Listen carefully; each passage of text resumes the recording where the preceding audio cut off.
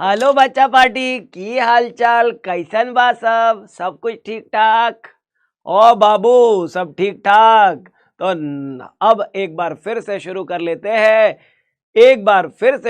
लेते हैं अपना खेला जूलॉजी का आखिरी चैप्टर अपना बायोटेक्नोलॉजी। बायो मतलब लिविंग, अप्लाई करती टेक्निक और उसी की स्टडी को कहते हैं बायोटेक्नोलॉजी। पहला चैप्टर प्रिंसिपल्स एंड प्रोसेस का है जिसमें पूरा का पूरा कंसेप्ट आपको इस सिंपल तरीके से याद रखना है। Biotechnology integration of the science है, कई सारी साइंस को मिला करके जहां पे हम ह्यूमन के बेनिफिट, प्रोडक्ट और सर्विसेज की बात करते हैं उसी को बायोटेक्नोलॉजी कहते हैं, उसी की बात करेंगे। ठीक है बच्चों, चलो शुरू करते हैं खेला सवालात का और जल्दी से खत्म करते हैं आज का ये हमारा session. Class 12th biology zoology portion का खात्मा। Upon exposure to UV radiation DNA stained with ethidium bromide will show. अगर हम डीएनए को ईटीबीआर ट्रीटमेंट देते हैं तो जैसे कि हम जानते हैं जेल इलेक्ट्रोफोरेसिस, जो जेल इलेक्ट्रोफोरेसिस का कंसेप्ट है उस कंसेप्ट का सिंपल सा क्वेश्चन है ये, जहां पे डीएनए मॉलिक्यूल को सेपरेट किया जाता है लेकिन डीएनए मॉलिक्यूल इतनी आसानी से दिखते नहीं है। उनको ईटीबीआर ट्रीटमेंट करके उनसे ब्राइट ऑरेंज कलर का बैंड हम यूवी रेज को जब उस पे फॉल कराते हैं तो हमें प्राप्त होता है। तो बेहतरीन आंसर हमारा बन जाता है। बहुत ही आसानी से सिंपल से हौले से इस क्वेश्चन का आंसर कर देंगे। Bright orange colour answer A हो जाएगा और आप फटाक से अगले क्वेश्चन पे स्विच कर जाएंगे। Main step in the formation of R DNA, recombinant DNA के फॉर्मेशन में given below, arrange these steps in the correct sequence.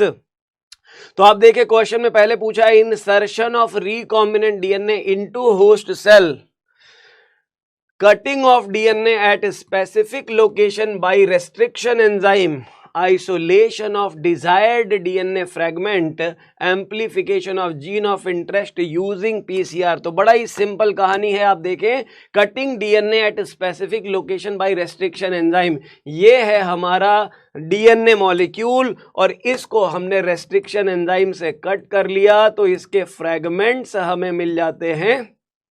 ये छोटे छोटे फ्रैगमेंट्स हमें मिल जाते हैं और इन फ्रैगमेंट में से हम आइसोलेट कर लेते हैं डिजायर्ड डीएनए फ्रैगमेंट को जेल इलेक्ट्रोफोरेसिस मेथड से। मान लो ये रहा जेल इलेक्ट्रोफोरेसिस मेथड का, तो हम पहले बी कर लें, फिर सी कर लें और फिर उसको एम्पलीफाई कर लें, फिर उसे एम्पलीफाई कर लें। मतलब हमारा पहला स्टेप हो गया बी, दूसरा हो गया सी, तीसरा हो गया डी और फिर चौथा हो गया ए। तो B C D A. NEET का ये वैसा सवाल था जिसके 2 आंसर दिए गए थे।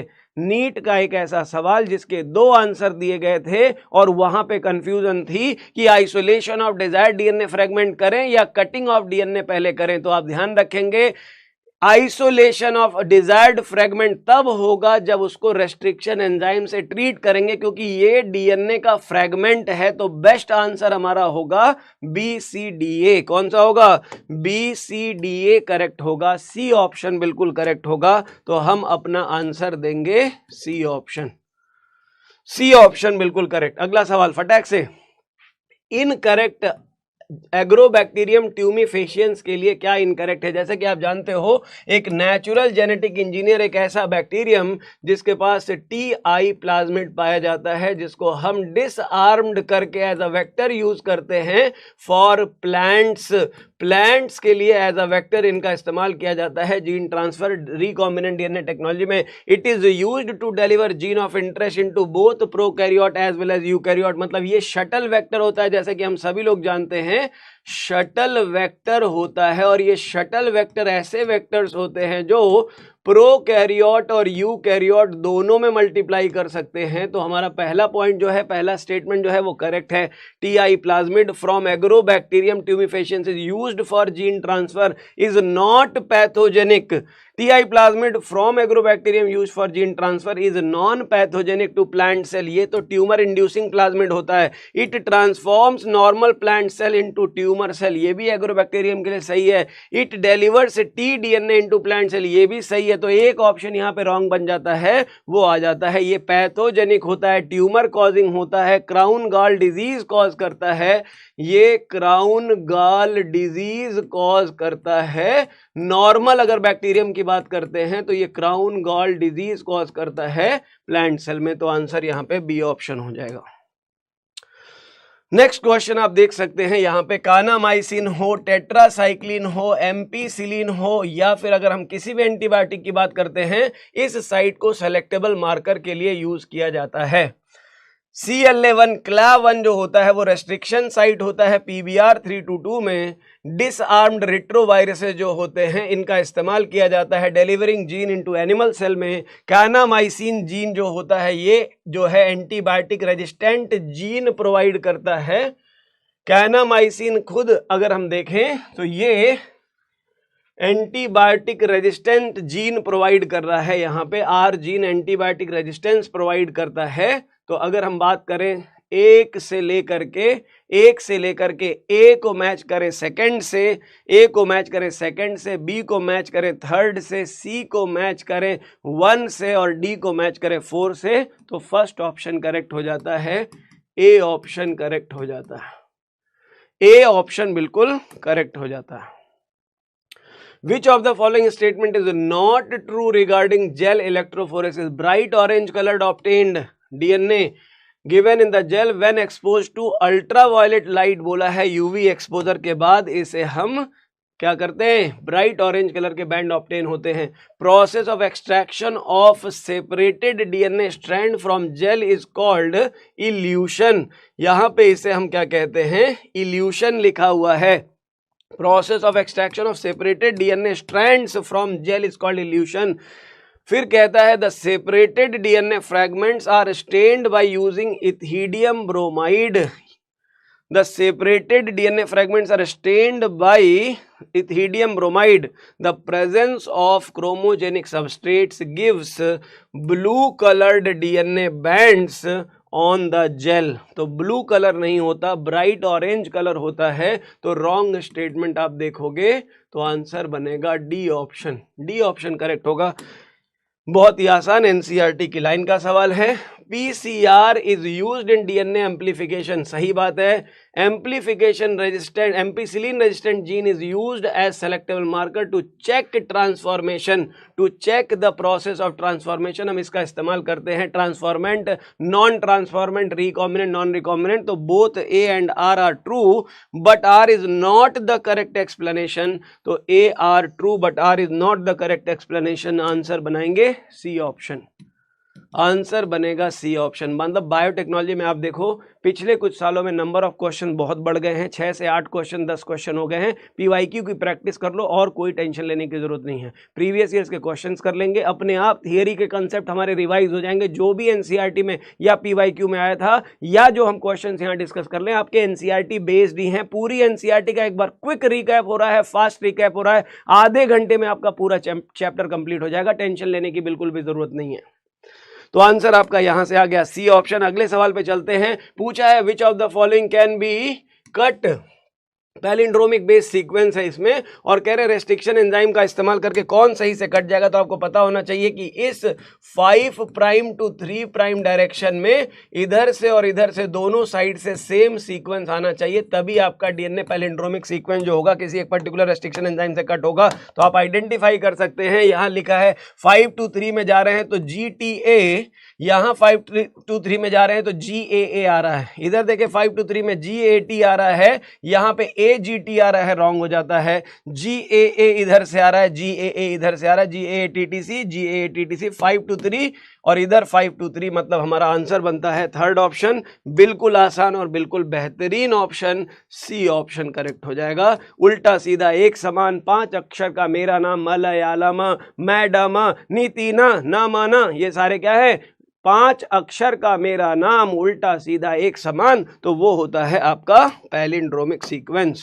बट DNA में बस आपको खास ध्यान रखना है, रीडिंग डायरेक्शन जो होनी चाहिए वो 5 to 3 इधर से है, तो इधर से भी हमें 5 to 3 रखनी होगी। अगर हम इधर से 3 to 5 पढ़ रहे हैं तो इधर से भी हमें 3 to 5 पढ़ना होगा। तो on opposite strand in same direction, ये याद रखना, on opposite strand in same direction if DNA molecules are red then it is showing same sequence, इसे कहते हैं palindrome, repeated DNA sequence. Answer C होगा, आंसर सी होगा। अगला सवाल, which of the following not desire fragment of a cloning vector, not a desire feature of cloning vector, presence of 2 or more recognition site, origin of replication, marker gene, single restriction site होनी चाहिए, but 2 or more site क्या करेगी, कई सारे fragment generate कर देगी जो कि हमारे प्रोसेस को और टफ बना देगा, नॉट इजी टू हैंडल बना देगा। तो answer A will be correct, it is not a feature of cloning vector.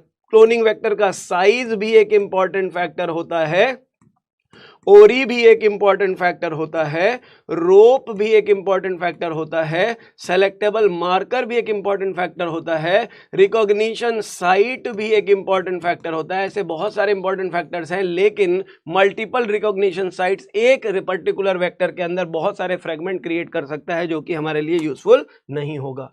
When gene targeting involves gene amplification is attempted in an individual, treat a disease, इसे क्या कहते हैं, इसे कहते हैं जीन थेरेपी।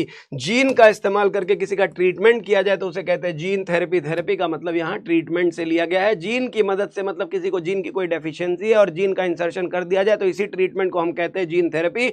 आंसर हो जाएगा फर्स्ट ऑप्शन। नेक्स्ट क्वेश्चन है, match the organism its use in biotechnology. Salmonella typhimurium को हम यूज करते हैं क्लोनिंग में। पहली बार जब हमने रिकॉम्बिनेंट डीएनए बनाया था उसके लिए हमने इसका डीएनए निकाला था। एग्रोबैक्टीरियम ट्यूमीफेशियंस नाम का एक बैक्टीरियम जो होता है ये टीआई प्लाज्मिड में होता है, जिसमें हम इसे वेक्टर की तरह यूज करते हैं। बैसिलस thuringiensis के पास क्राई प्रोटीन्स होती हैं और थर्मस एक्वाटिकस एक टैक डीएनए पॉलीमरेज बनाता है जो हाई टेम्परेचर टॉलरेंस रखता है, और इससे जो डीएनए पॉलीमरेज मिलता है ये thermostable DNA polymerase, Taq polymerase, जो एक थर्मोस्टेबल एंजाइम है, हाई टेम्परेचर टॉलरेंस रखता है। तो बेस्ट आंसर बनेगा ए का 4 से शुरू करेंगे। ए का 4 है, बी का 3 है, सी का 1 है और डी का 2 हो जाएगा। आंसर बनेगा ए, बेहतरीन, best and easiest. The sequence that control the copy number of the linked DNA into the vector, याद रखेंगे जितनी बेहतरीन वहां पे ओरी साइट होगी, कह रहे हैं ये ओरी साइट वो फैक्टर होता है जो डिटरमाइन करता है क्या कि वो कितनी कॉपीज बनेंगी। तो याद रखेंगे किसी भी डीएनए के लिए किसी भी पॉइंट पे ओरी साइट वो फैक्टर है जो डिटरमाइन करता है कि how many copies per cell of the same DNA will be formed. तो दैट्स व्हाई ओरी साइट एक इंपॉर्टेंट फैक्टर होगा। आंसर ए होगा, बहुत ही आसान तरीके से। रिकॉम्बिनेंट डीएनए टेक्नोलॉजी में एंटीबायोटिक्स का इस्तेमाल क्यों किया जाता है? अगर आप इस क्वेश्चन को समझेंगे तो थोड़ा सा ये अजीबोगरीब क्वेश्चन है, तो इस क्वेश्चन का आंसर भी अजीबोगरीब बनता हुआ आपको दिखाई देगा, क्योंकि एंटीबायोटिक्स का इस्तेमाल तो हम किसी माइक्रोब की ग्रोथ को सप्रेस करने के लिए करते हैं ना। तो आप देखेंगे टू डिटेक्ट एलियन डीएनए, गलत। Impart disease resistance to the host plant कह रहा है, नहीं ऐसा नहीं होता।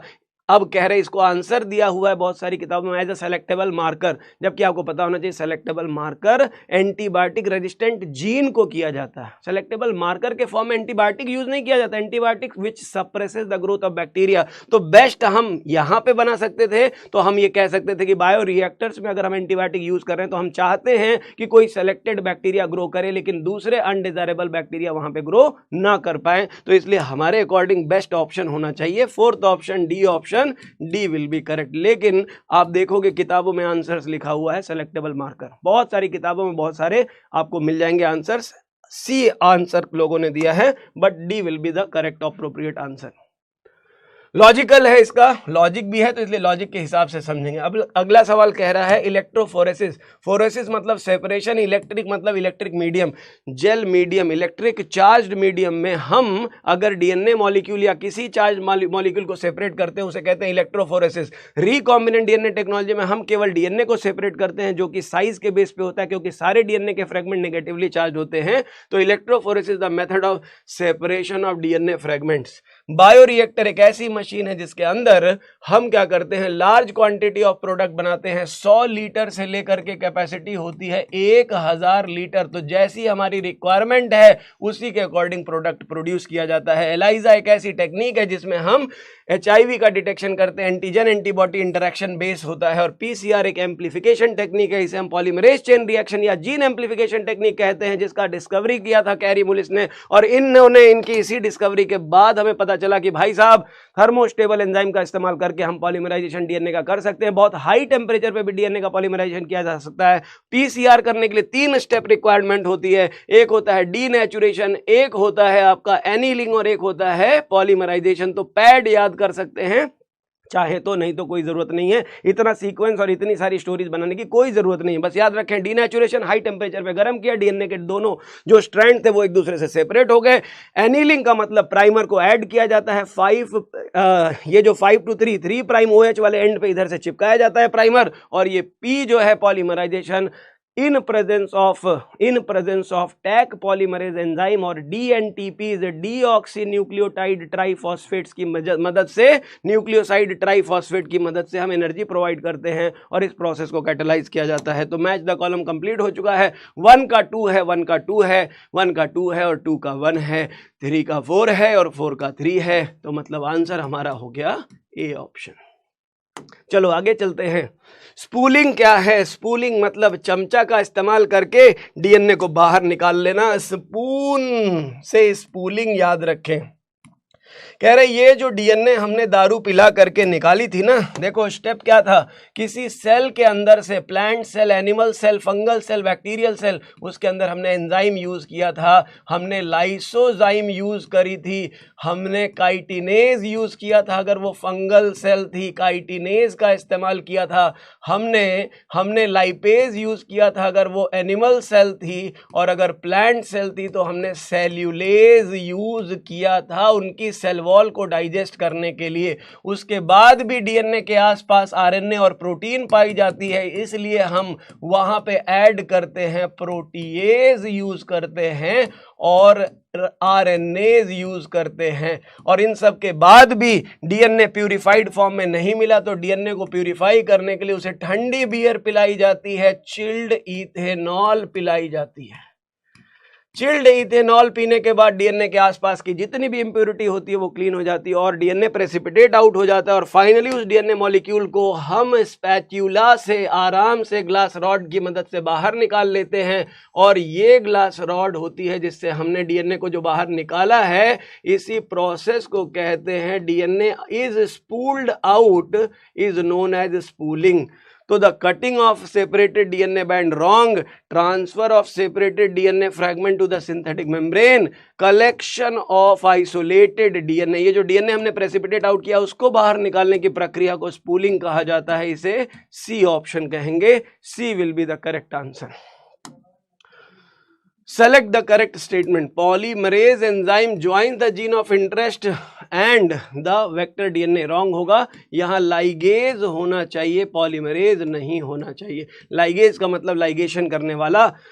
Restriction enzyme digestion are performed by incubating purified DNA molecule with restriction enzymes on optimum condition. सही बात हो सकती है। PCR used for isolation and separation, wrong है।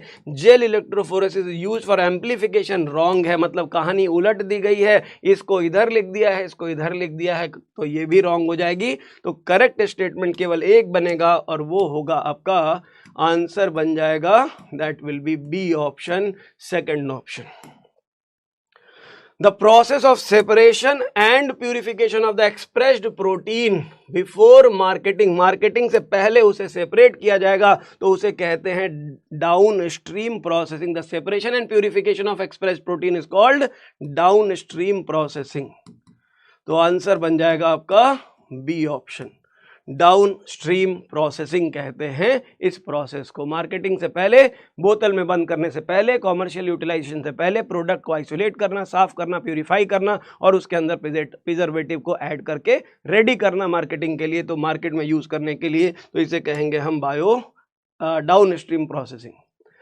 Gene whose expression helps to identify transformed cell is known as, कह रहे जो gene help करता है आइडेंटिफाई करने में ट्रांसफॉर्म्ड सेल को, जिसकी प्रेजेंस से ये डिटरमाइन होता है कि ये ट्रांसफॉर्म हुआ है या नहीं हुआ है, जिसकी प्रेजेंस या एब्सेंस रिकॉम्बिनेंट या ट्रांसफॉर्मेंट को आइडेंटिफाई करने में मदद करती है, वो होता है सेलेक्टेबल मार्कर। ये वो मार्कर है जिसकी प्रेजेंस हमें एक इंडिकेटर देती है, एक इंडिकेशन देती है कि हम जो एक्सपेरिमेंट कर रहे हैं, हम जो प्रोसेस कर रहे हैं, हम जो जीन ऑफ इंटरेस्ट ट्रांसफर करना करना चाहते थे वो सही जगह इंसर्ट हो गया है। तो जो पुराना जीन एक्सप्रेस हो रहा था उस जीन के कैरेक्टर वहां से रिमूव हुए हैं या नहीं, जिसे हम इंसर्शनल इनएक्टिवेशन कहते हैं। तो insertion of foreign gene at a particular site जो कि प्रीवियस एक्सप्रेसिंग जीन को ब्लॉक कर देता है, इनएक्टिवेट कर देता है, तो उसे कहते हैं इंसर्शनल इनएक्टिवेशन, जिसको हम आसानी से पहचान लेते हैं by the help of selectable marker. Answer हो जाएगा A, help in identification of transformant and recombinants. Answer A will be absolutely correct. DNA molecule to which gene of interest is integrated for cloning is called, जिसमें gene of interest को insert किया जाता है उस DNA को हम कहते हैं वेक्टर DNA। क्या कहते हैं? Vector DNA। तो इसे कहेंगे A option correct. Next question है आइडेंटिफाई द प्लाज्मिड। इसमें से प्लाज्मिड कौन है? PBr322। बाकी ये देखो आप, ये रेस्ट्रिक्शन एंजाइम है, रेस्ट्रिक्शन एंडोन्यूक्लियेज। हीमोफिलस इन्फ्लुएंजी नाम के बैक्टीरिया से ऑब्टेन होता है। एस्चेरिशिया कोलाई से ऑब्टेन होने वाला रेस्ट्रिक्शन एंजाइम ये है, टाइप 1 है ये। और ये आ गया AIU, वैसे वे आलू होना चाहिए, ये ALU है, ये आर्थ्रोबैक्टर लूटियस कहते हैं इसको, आलू 1 कहते हैं। तो ये बैक्टीरियम से ऑब्टेन होने वाला रेस्ट्रिक्शन एंजाइम है। तो ये 3 रेस्ट्रिक्शन एंजाइम है और ये बोलिवर रोड्रिगेज द्वारा तैयार किया गया एक प्लाज्मिड था जिसका इस्तेमाल रिकॉम्बिनेंट DNA टेक्नोलॉजी में एज अ वेक्टर किया जाता है। आंसर लिखेंगे A option. Asexual reproduction preserve करता है जेनेटिक इंफॉर्मेशन को, वाइल सेक्सुअल रिप्रोडक्शन परमिट करता है वेरिएशन। बिल्कुल सही बात है। असेक्सुअल रिप्रोडक्शन क्लोन्स बनाते हैं, इसीलिए पेरेंट का जो जीनोटाइप होता है वो प्रिजर्व रहता है और सेम टाइप का जेनेटिक जो कॉन्स्टिट्यूशन होता है, जीन पूल होता है, वो बार बार अपीयर होता रहता है। लेकिन सेक्सुअल रिप्रोडक्शन में बार बार जो बाई पेरेंटल या अगर हम बात करें क्रॉसिंग ओवर या जो भी रीजन हम कहें तो ये वेरिएशन लेकर के आता है, मियोटिक डिवीजन होती है। मतलब ये सारी चीजें आपने पढ़ी हुई हैं। बेसिक चीज आप ये समझो कि ये वेरिएशन परमिट कर सकता है, लेकिन असेक्सुअल रिप्रोडक्शन में यूजुअली असेक्सुअल रिप्रोडक्शन की वजह से वेरिएशन नहीं आती। वहां वेरिएशन के दूसरे रीजन हो सकते हैं, म्यूटेशन या कोई और रीजन हो सकता है, लेकिन यहाँ पे सेक्सुअल रिप्रोडक्शन भी एक रीजन है वेरिएशन का। ट्रेडिशनल हाइब्रिडाइजेशन की अगर हम बात करें, जैसे पुराने जमाने में किया जाता था, सुंदर दुधारू गाय पकड़ लिया, उसको ब्रीडिंग कराने के लिए अलाउ करा, उससे बच्चे ले लिए, तो ये क्या है? इसमें बड़ा सेलेक्टिव प्रोसेस है और इसमें टाइम टेकिंग प्रोसीजर हो जाएगा। इसमें पूरा प्रोसेस रिप्रोडक्शन का पूरा इंतजार करो, तब जाकर के आपको सारी ब्रीडिंग और उसकी प्रोजनी मिलने वाली, और वो भी उसके अच्छाई के साथ साथ उसकी बुराई भी मिलेगी। क्या? वो सुंदर थी, वो ज़्यादा दूध देती है, लेकिन सींग भी बहुत चलाती है, तो अच्छाइयाँ भी मिलेंगी, बुराइयाँ भी मिलेंगी। दुलत्ती भी बहुत मारती है, पैर से मारती है, दूध निकालने वाला 4 कोस आगे जाकर के गिरता है। तो ऐसी गायों को हम उसका डिजायरेबल कैरेक्टर भी लेकर के आ रहे हैं, अनडिजायरेबल कैरेक्टर भी लेकर के आ रहे हैं। लेकिन बायोटेक्नोलॉजी हमें ऑफर देती है कि आप केवल डिजायरेबल कैरेक्टर को सेलेक्ट करें और उसी से प्रोडक्शन ले सकें, अनडिजायरेबल ट्रेड्स को हम वहां से छोड़ दें।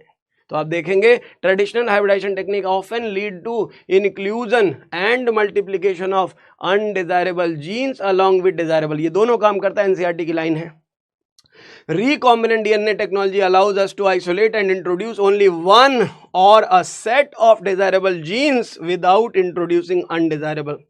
तो इसका मतलब ये तीनों पॉइंट्स हमें सही लगते हुए दिखाई दे रहे हैं। 1 2 3 करेक्ट हो जाएंगे, all are correct.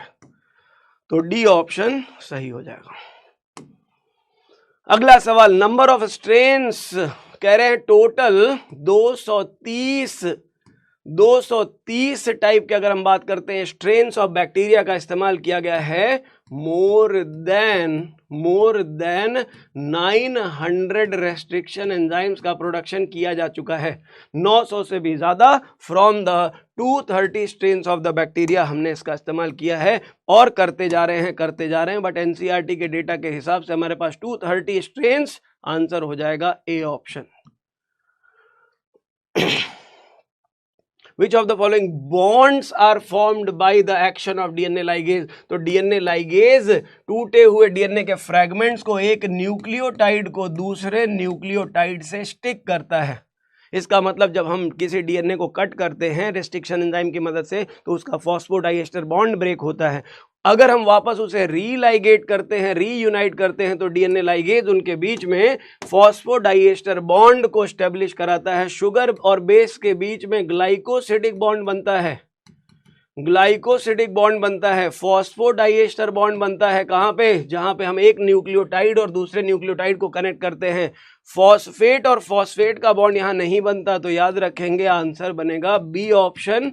Phosphodiester bond को रीस्टेब्लिश करने का काम है लाइगेज का, लाइगेशन करता है, इसे केमिकल ग्लू कहा जाता है। अब कह रहे PBr322 में रोप कोड्स फॉर द, रोप जो होता है कोड्स फॉर द, अच्छा जी ठीक है, तो कह रहे ये तो उसके वो हो गए ना, ये जीन हो गए, ये रेस्ट्रिक्शन एंजाइम साइट हो गई, तो ये हम इसे यहाँ पे नहीं कह रहे, हम कह रहे रोप है क्या? ये रिप्रेसर ऑफ द प्लाज्मिड कहा जाता है, इसे कहते हैं रिप्रेसर ऑफ प्लाज्मिड। ये वो जोन है जो कोड करता है, codes for a protein, protein which is essential for replication, protein which is required for replication. तो ये आप लिख सकते हैं protein that is involve in replication of the restriction enzyme. Replication of restriction enzyme नहीं होता है, रेप्लिकेशन ऑफ प्लाज्मिड होता है। तो आप याद रखेंगे rop is repressor of plasmid which codes for a protein which is required for the replication. तो आंसर हो जाएगा D option.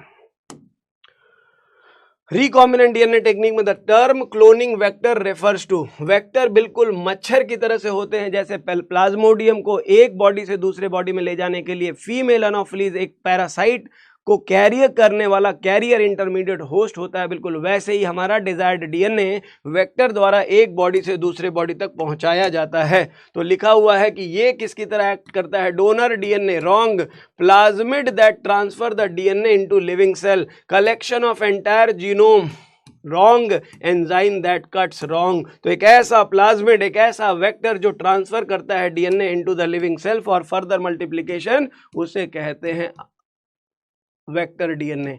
B answer correct हो जाएगा, बी ऑप्शन यहां पे एब्सोल्युटली करेक्ट हो जाएगा। नेक्स्ट क्वेश्चन पे चलते हैं बेटा जी। On the naming of restriction enzyme the first letter, जब भी हम किसी भी रेस्ट्रिक्शन एंजाइम की बात करते हैं, हीमोफिलस इन्फ्लुएंजी D2123 जो भी लिख सकते हो आप, इको RY13 या इको RY1, ये हो गया इको R1। तो अगर पूछा जाए इसका नॉमेनक्लेचर कैसे किया गया, तो आप देख सकते हैं बैक्टीरिया का जो जेनेरिक नेम है वो पहले लिखा जाता है, उसका first letter, first 2 letter of the species second point पे आता है, फिर आता है टाइप ऑफ स्ट्रेन और फिर आता है उसका ऑर्डर ऑफ आइसोलेशन। तो फटाक से आप 1 2 3 4 कर सकते हैं, ABCD कर सकते हैं कि the first letter is genera, ये जेनेरा से आता है, जीनस से आता है, सेकंड आता है उसकी स्पीशीज के first 2 letter and fourth letter, next 2 letters form the उसका जो जेनेरिक नेम होता है वो स्पीशीज नेम होता है, and fourth letter from C of मतलब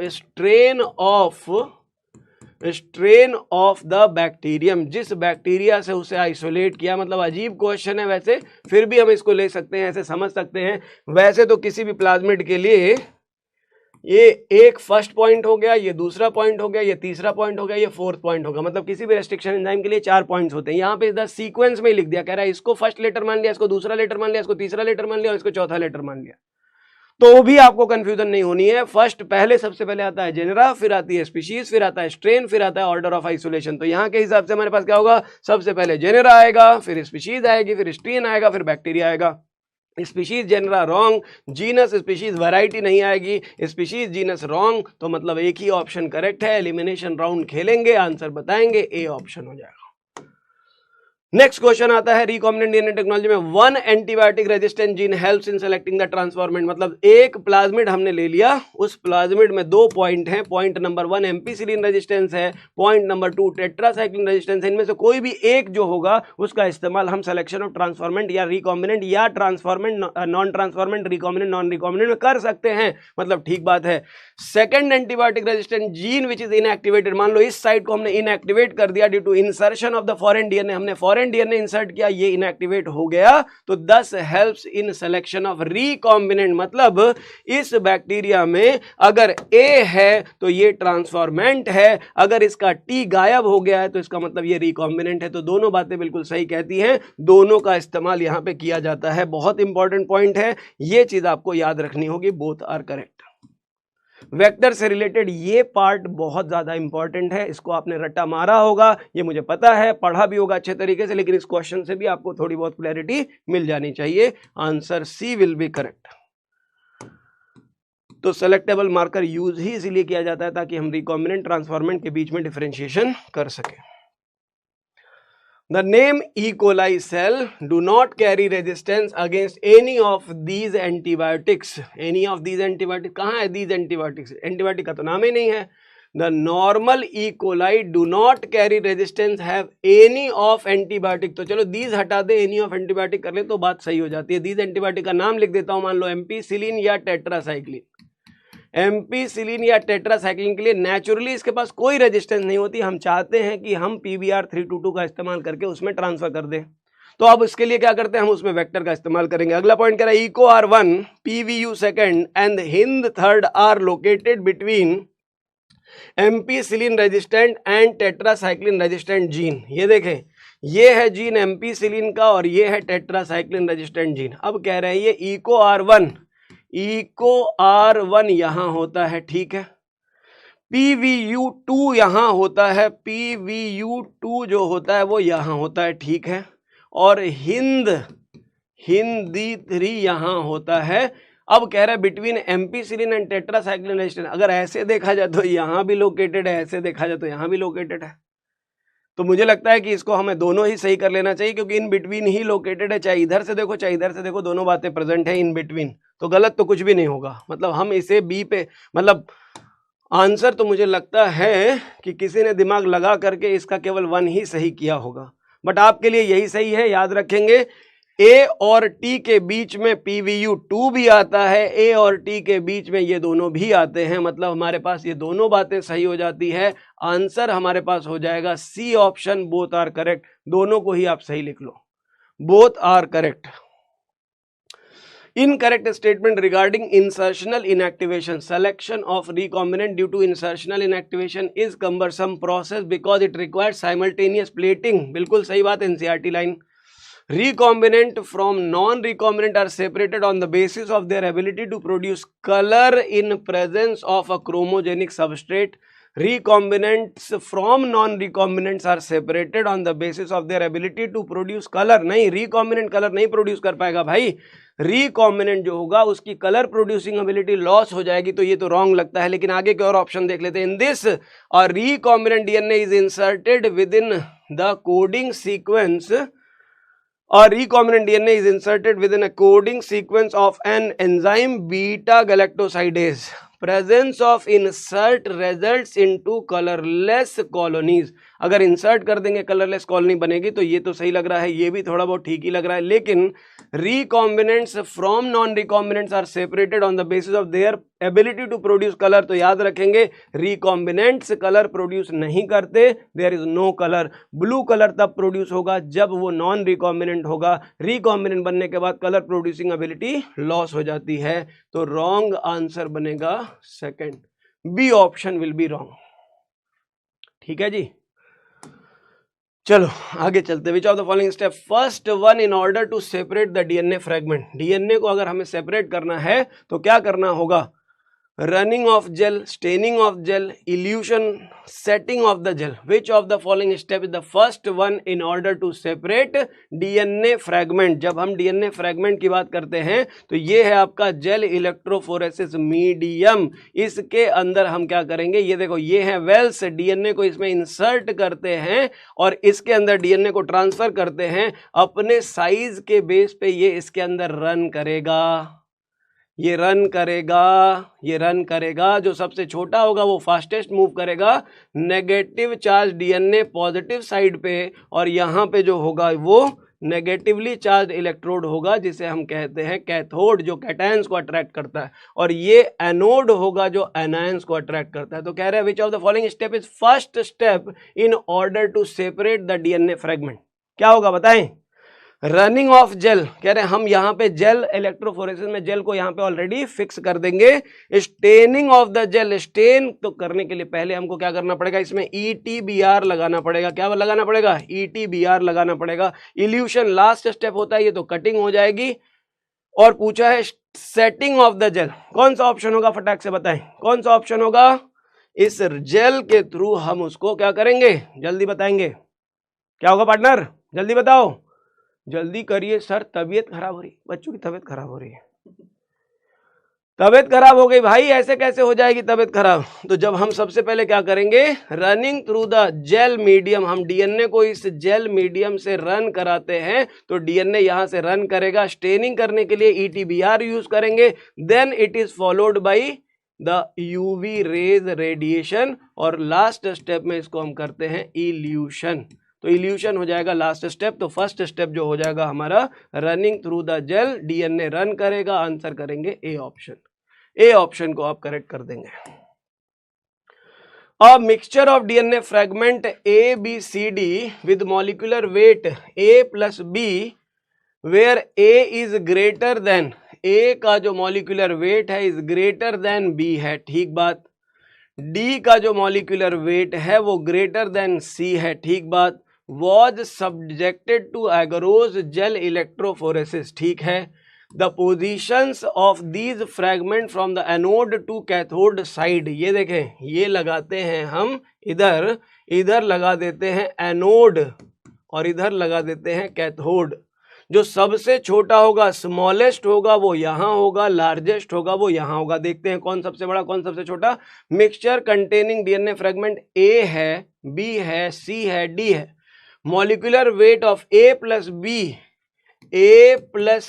जो है इज इक्वल टू C, मतलब C A और B से बड़ा है, C जो है वो A और B से बड़ा है। फिर A जो है वो ग्रेटर देन B है, A जो है वो ग्रेटर देन B है, तो मतलब A इसमें छोटा हो गया B से, और C इन दोनों से बड़ा हो गया, ठीक बात है। तो सीक्वेंस तो बनने लगा हमारे पास कि A जो है वो B से बड़ा है, मतलब सबसे छोटा जो होगा वो B होगा, फिर आएगा सबसे छोटा B होगा, फिर आएगा इसके बाद A, फिर आएगा C। अब एक और पॉइंट लिख रहा है, कह रहा है D is greater then C, तो D सबसे बड़ा हो गया, D सबसे बड़ा हो गया, तो सबसे पहले आएगा इधर एनोड से पूछा क्या है, एनोड टू कैथोड, एनोड की तरफ सबसे छोटा कौन होगा, सबसे छोटा होगा B, फिर आएगा आपका A, फिर आएगा आपका C, फिर आएगा आपका D। सबसे बड़ा है D, उसके बाद है C, उसके बाद है A, सबसे छोटा है B।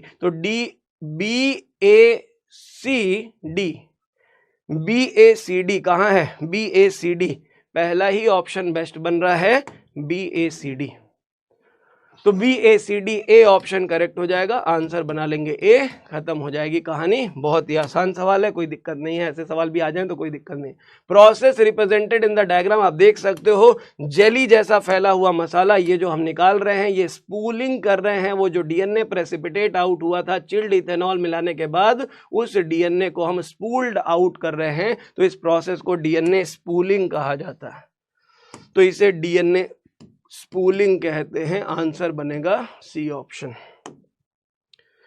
Next question, which of the following step is are catalysed by Taq polymerase. तो टैग पॉलीमरेज पॉलीमराइजेशन स्टेप को या एक्सटेंशन स्टेप को हेल्प करता है, आंसर बना देंगे, आंसर बनेगा सी ऑप्शन। बहुत ही आसान है, याद रखेंगे। टैग पॉलीमरेज के बारे में बताया मैंने, ये पॉलीमराइजेशन स्टेप है, बहुत ही आसान सवाल है, बहुत ही आसान। अगला कह रहे हैं बायो रिएक्टर है, और उस बायो रिएक्टर में क्या क्या चीजें हो सकती हैं। एजिटेटर सिस्टम जो मिक्सिंग के लिए यूज किया जाता है, ऑक्सीजन डिलीवरी सिस्टम जो ऑक्सीजन को मिक्स करता है पूरे पार्ट में, ऑक्सीजन प्रोवाइड करता है, फोम कंट्रोल होता है जो वहां पे फोम को, इंप्यूरिटीज को रिमूव करता है, टेम्परेचर कंट्रोलिंग यूनिट होती है, पीएच कंट्रोल यूनिट होती है, sampling port to withdraw the culture periodically. तो आप देखेंगे यहाँ पे आप देखेंगे तो सारे ही ऑप्शन यहाँ पे ठीक हो जाएंगे, सैंपलिंग पोर्ट से लेकर के एजिटेटर सिस्टम तक। तो 1 2 3 4 5 6, option number D correct.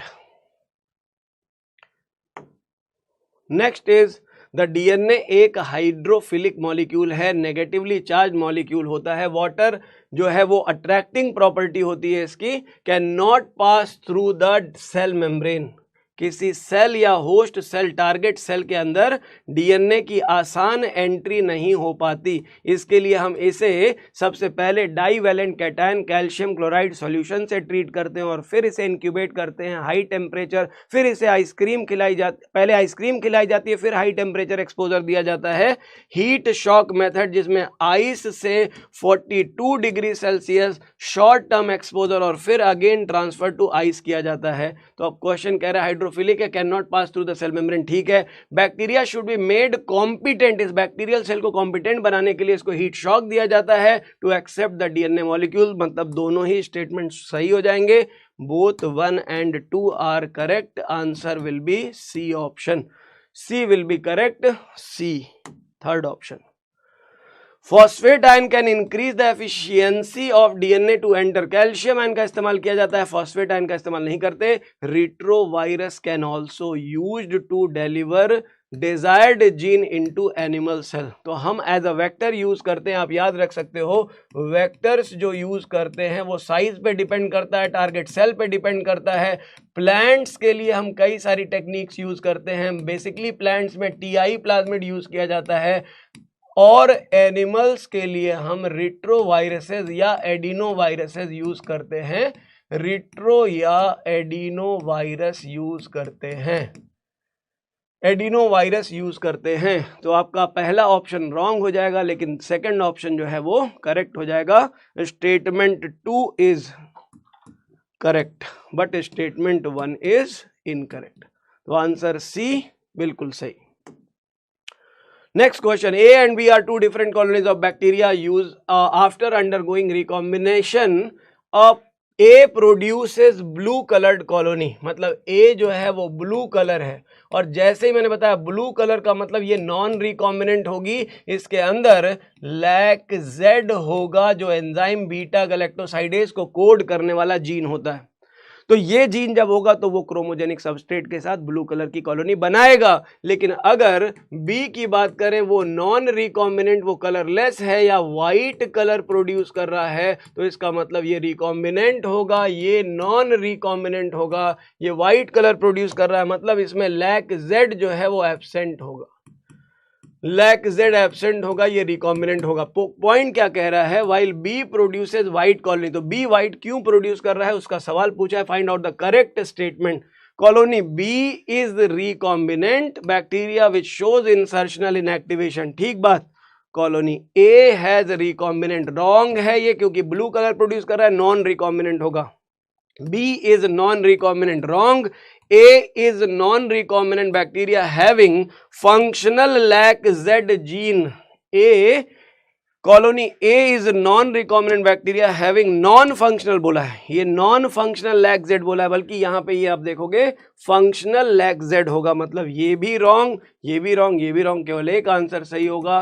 Answer जो बनेगा ए ऑप्शन बनेगा, only A will be correct. तो बायोटेक्नोलॉजी का पहला चैप्टर पॉइंट वाइज एनसीईआरटी के वेक्टर्स से लेकर के प्रोसेस ऑफ जो कि डीएनए के आइसोलेशन से लेकर के जो लास्ट ईयर क्वेश्चन भी आया था, आपने देखा होगा, कंफ्यूजिंग क्वेश्चन था। कई सारे लोगों ने आंसर कुछ किया था, कई लोगों ने कुछ किया था, नीट वालों ने आंसर उसका 2 ऑप्शन दे दिया था, लेकिन अप्रोप्रिएट आंसर उसका क्या होना चाहिए वो हमने डिस्कस भी कर लिया है। मतलब पहले चैप्टर के रिलेटेड पॉइंट जितने भी एनसीईआरटी में दिए हुए हैं वो सारे हमने कवर कर लिए। भले ही हम क्वेश्चन का इस्तेमाल कर रहे हैं लेकिन थियरी पूरी ऑलमोस्ट कवर हो रही है, कोई ऐसा टॉपिक है नहीं जो हमारा मिस हो रहा। 1-2 टॉपिक जैसे कि जीन गन टर्म आपको पता ही होगा, जीन गन क्या होता है, प्लांट सेल वॉल हेवी होती है, थिक होती है, तो उसको क्रॉस करने के लिए हमें फोर्सफुली बॉम्बार्डमेंट करना पड़ता है डीएनए मॉलिक्यूल को। तो प्लांट्स के लिए हम इस्तेमाल करते हैं किसका, प्लांट्स के लिए इस्तेमाल करते हैं हम बायोलिस्टिक्स या जीन गन मेथड का। एनिमल सेल के लिए हम वहीं पे आप देखोगे तो जीन गन यूज नहीं करते, यूजुअली प्लांट्स के लिए करते हैं। इलेक्ट्रोपोरेशन का मेथड जहां पे हम electric current weak pulses provide करते हैं और डीएनए आसानी से ट्रांसफर हो जाता है, उसे कहते हैं इलेक्ट्रोपोरेशन। और जहां पे हम बात करते हैं माइक्रो इंजेक्शन की, वहां पे हम क्या करते हैं, डीएनए मॉलिक्यूल जो होते हैं उनको डायरेक्टली सेल के अंदर ट्रांसफर कर दिया जाता है माइक्रोपिपेट का इस्तेमाल करके। तो डायरेक्ट डीएनए ट्रांसफर मेथड जिसे हम माइक्रो इंजेक्शन भी कहते हैं। तो ऐसे बहुत सारी छोटी छोटी बातें हैं, छोटी छोटी बातें हैं, बट हमारे सारे पॉइंट्स कवर हो जाने चाहिए। एक एक बात, एक एक पॉइंट, पीसीआर हो या पैलिंड्रोमिक सीक्वेंस हो, रेस्ट्रिक्शन एंजाइम का नॉमेनक्लेचर हो, फर्स्ट रिकॉम्बिनेंट डीएनए का कंस्ट्रक्शन हो, या फिर वेक्टर डीएनए की बात हो, इस चैप्टर की सारी बातें कंप्लीट हो गई हैं, बायोरिएक्टर तक कंप्लीट हो चुका है।